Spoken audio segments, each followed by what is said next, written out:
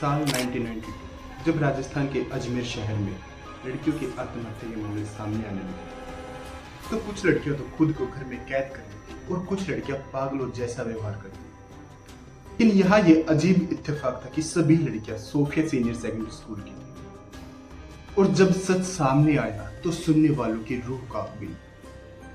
अजमेर दरगाह जिसके साथ भारत के लाखों लोगों की आस्था जुड़ी है, में आम इंसान से लेकर भारत के बड़े बड़े पॉलिटिशियन और एक्टर्स हैं।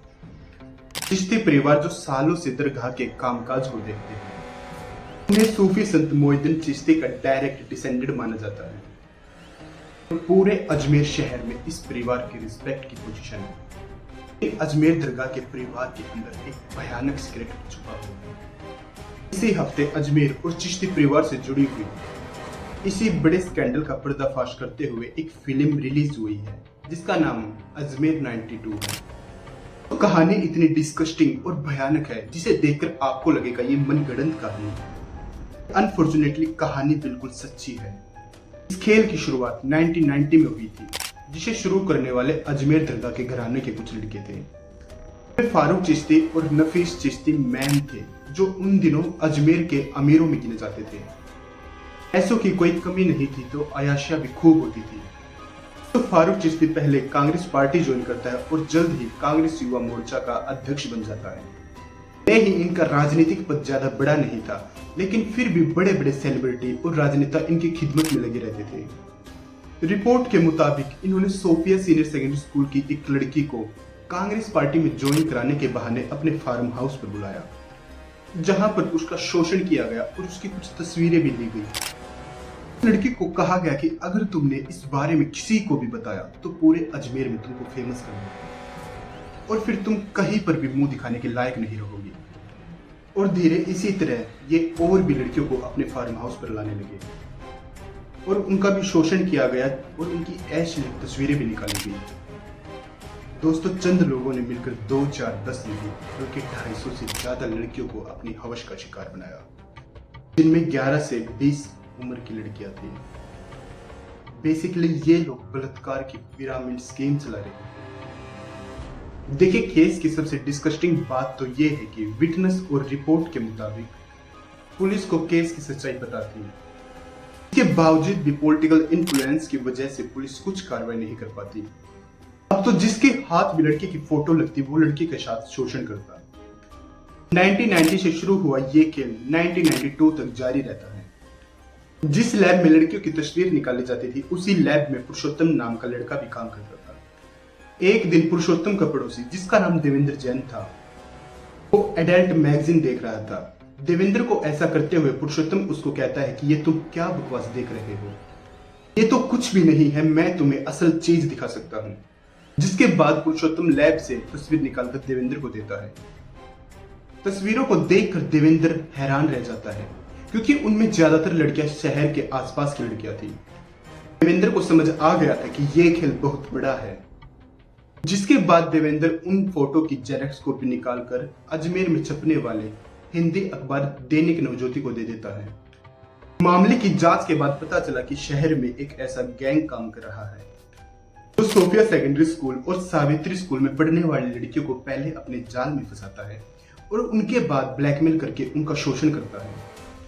और महीनों की मेहनत के बाद दीनबंधु नवज्योति, जो नवज्योति अखबार के संपादक थे, उन्होंने इस खेल की जांच कर दर्जनों सबूत इकट्ठे किए और शहर के कुछ पुलिस वालों को इस ब्लैकमेल स्कैंडल के बारे में बताया, लेकिन कोई भी फारूक चिश्ती के खिलाफ कार्रवाई करने की हिम्मत नहीं जुटा पाया। अंत में दीनबंधु नवज्योति ने पूरी खबर को अखबार में छापने का फैसला किया और 22 अप्रैल 1922 को सारा मामला अखबार में छाप दिया गया।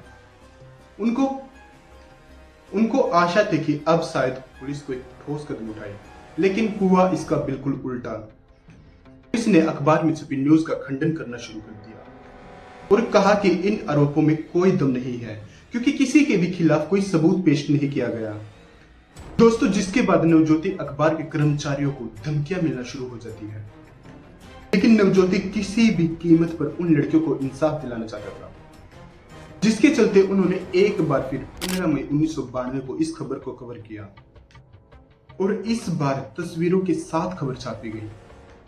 तस्वीर में आरोपियों को तो साफ देखा जा सकता था, लेकिन लड़कियों के चेहरे पूरी तरह से धुंधले कर दिए गए, जिससे अजमेर की आम जनता सड़क पर उतर आई। शहर के हालात बिल्कुल खराब होने लगे और पहली बार अजमेर शहर को पूरी तरह बंद कर दिया गया। ज्योति के अलावा इस खबर को लहरों की बरखा न्यूज़पेपर में छापा गया, दोस्तों, जिसके संपादक मदन सिंह थे और उन्होंने दिन रात इसी केस पर काम करना शुरू कर दिया। डे बाय डे नए खुलासे करने लगे और उनके कुछ ही दिनों बाद उन्हें गोलियों से भूनकर मार डाला गया। पुलिस भी आरोपियों को गिरफ्तार करने के लिए एफआईआर का इंतजार कर रही थी, लेकिन कोई भी सामने नहीं आ रहा था, क्योंकि सभी लड़कियों को धमकाया और डराया गया था। दोस्तों, जिसके बाद कुछ एनजीओ ने लड़कियों का पता लगाकर आरोपियों के खिलाफ शिकायत दर्ज करने के लिए समझाना शुरू किया, जिसके बाद कुछ 30 लड़कियां सामने आई, जिससे आरोपी फिर से उन 30 लड़कियों को ब्लैकमेल करने लगा और डराने धमकाने लगा। उनमें से ज्यादातर लड़कियां कभी दोबारा थाने की तरफ नहीं गई और अंत में सिर्फ 2 लड़कियां ही थाने तक पहुंच पाई और 30 मई 1992 को मामले की पहली एफआईआर दर्ज की गई। लेकिन दोस्तों, कमाल की बात तो ये थी कि एफआईआर में कहीं भी नफीस चिश्ती और फारूक चिश्ती का नाम नहीं था, कि आगे की जांच में नफीस चिश्ती और फारूक चिश्ती और सैयद चिश्ती को इस पूरे मामले का मास्टरमाइंड बताया गया। जांच में यह भी पता चला कि पीड़ित लड़कियां सिर्फ एक धर्म की नहीं थी, उनमें से कुछ लड़कियां तो फारूक चिश्ती के रिलेटिव की थी। 3 मास्टरमाइंड सहित 12 लोगों के खिलाफ चार्जशीट फाइल की गई। केस के मुख्य आरोपियों में फारूक चिश्ती इतना मास्टरमाइंड था कि उसने खुद को फर्जी मेडिकल के आधार पर पागल घोषित कर लिया। दोस्तों, बहुत से आरोपी तो अब भी बेल लेकर बाहर मजे से घूम रहे थे, जबकि इस केस की सुनवाई आज भी चल रही है। इसी से जुड़े केस के सुनवाई के सिलसिले में सितंबर 2022 में महिला को गवाही देने के लिए कोर्ट में बुलाया गया। सुनवाई के समय उन्होंने जज और वकील से रोते हुए कहा कि आप मुझे क्यों बार बार कोर्ट में बुला रहे हो? केस को अब तो 30 साल हो चुके हैं। मैं अब दादी बन चुकी हूँ, मेरा भी परिवार है, मैं उन्हें क्या बताती रहूंगी। दोस्तों, जिसके बाद पूरे कोर्ट में सन्नाटा छा गया, किसी के भी पास कुछ कहने के लिए शब्द नहीं थे। दोस्तों, आपका इस मामले में क्या कहना है, कमेंट में जरूर बताइएगा।